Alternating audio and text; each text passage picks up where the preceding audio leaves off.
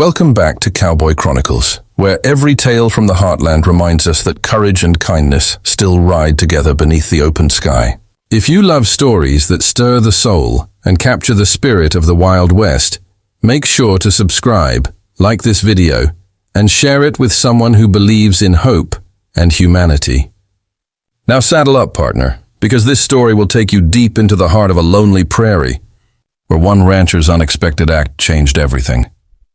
The morning sun rolled over the wide plains of Wyoming, painting the sky in strokes of gold and rose. A faint wind stirred the tall grass as if whispering secrets only cowboys could understand. Miles away from the nearest town stood the Clearwater Ranch, a modest stretch of land that carried generations of stories, sweat, and silence. It was run by a man named Ben Harlow, a quiet rancher in his early 40s, weathered by life and the land alike.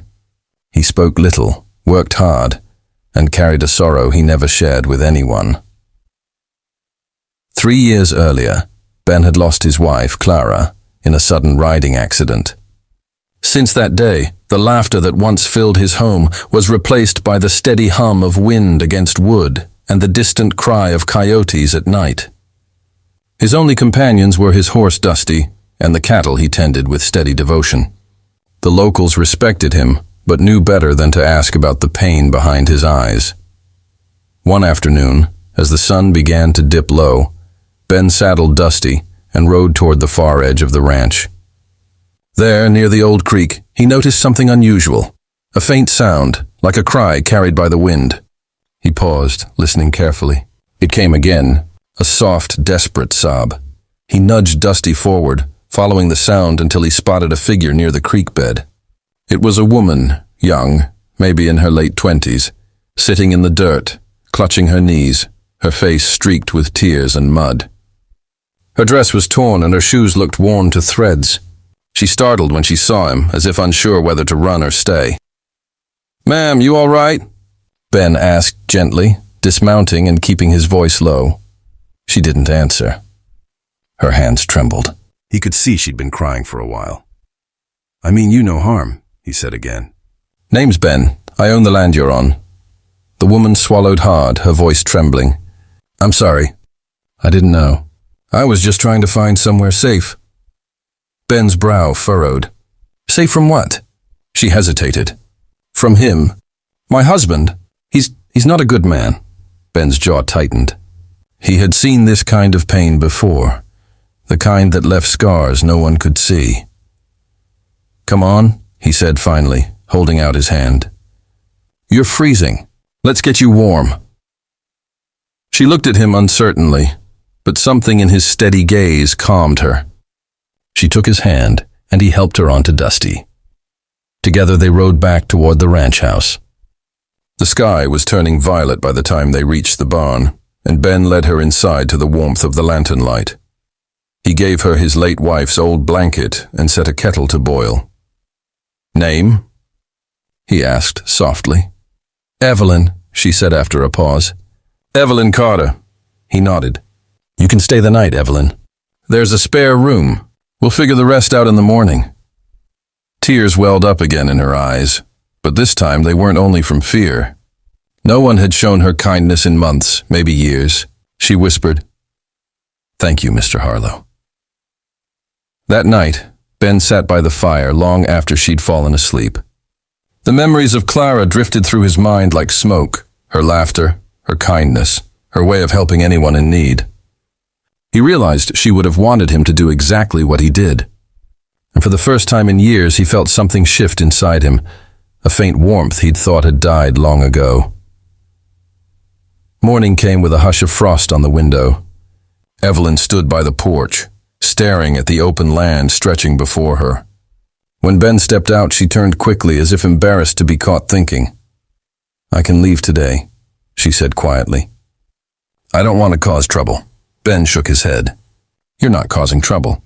You got somewhere to go?" Her silence was answer enough. He sighed. "Then you'll stay. For now."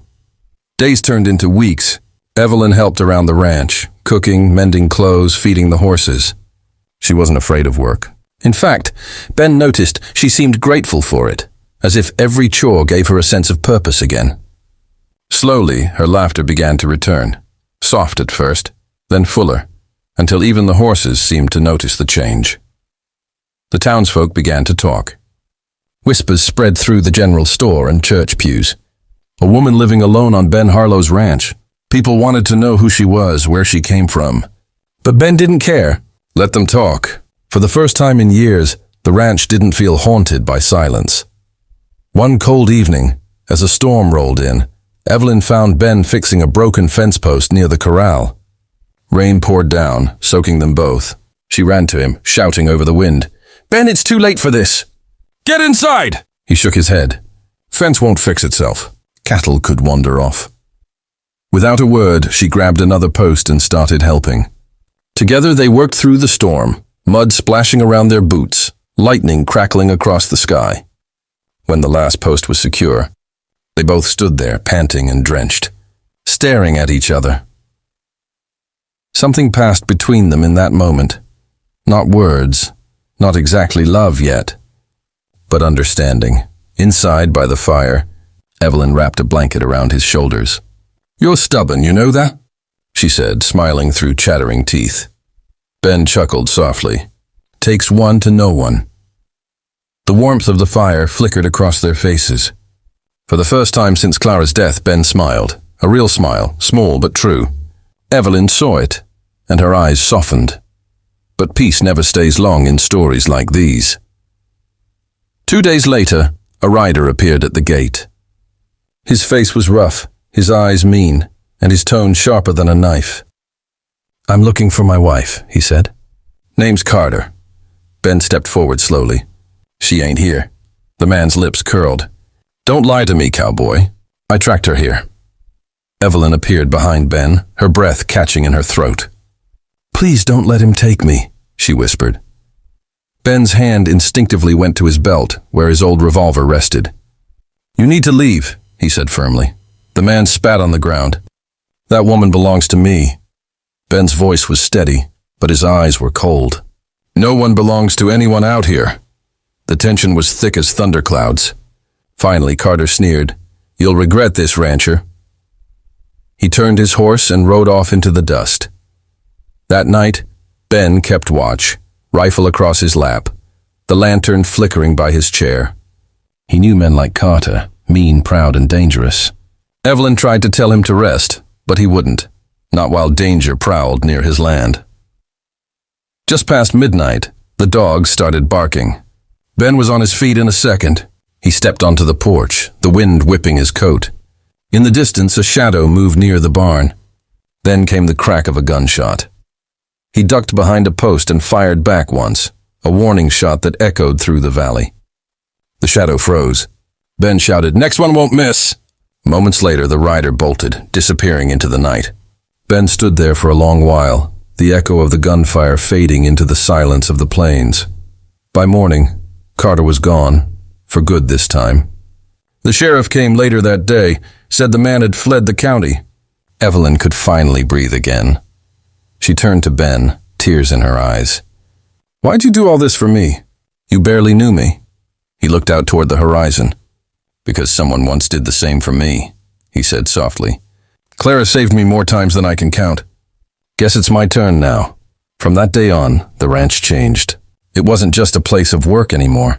It became a home again. Evelyn stayed, not because she had nowhere else to go, but because she wanted to. She and Ben built something quiet but strong, the kind of bond that doesn't need words.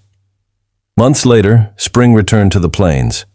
Wildflowers bloomed along the creek where Ben had first found her crying. They rode there one morning, side by side, Dusty trotting gently beneath them. Evelyn dismounted, kneeling to touch the flowers. "Hard to believe this is where you found me," she said, smiling faintly. "Hard to believe I almost rode past," Ben replied. "Would have been the biggest mistake of my life." She looked up at him, sunlight catching in her hair. "You gave me my life back, Ben." He shook his head. "You gave me mine." The wind moved softly through the grass, carrying their laughter across the valley.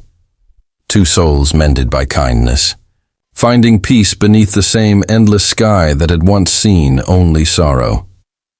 Time passed. And word spread through the nearby towns of how the quiet rancher had opened his heart again. Folks still whispered, but now the talk carried admiration instead of gossip. They said Ben Harlow had done the impossible. He'd found love after loss, hope after heartbreak. And every night, when the sun set over Clearwater Ranch, you could see the light from their porch flicker like a promise that kindness, no matter how small, could change a life forever. So the next time you pass someone lost in their own storm, remember this story. Sometimes all it takes is one moment of compassion to turn a stranger's cry into the beginning of something beautiful. Because in the wide and wild land of the heart, the bravest thing a rancher, or anyone, can do is simply care. Thank you for watching Cowboy Chronicles. If this story touched you, don't forget to like, share, and subscribe for more tales that ride deep into the heart of the human spirit. Tell us in the comments where you're watching from. We love hearing from every corner of this big old world.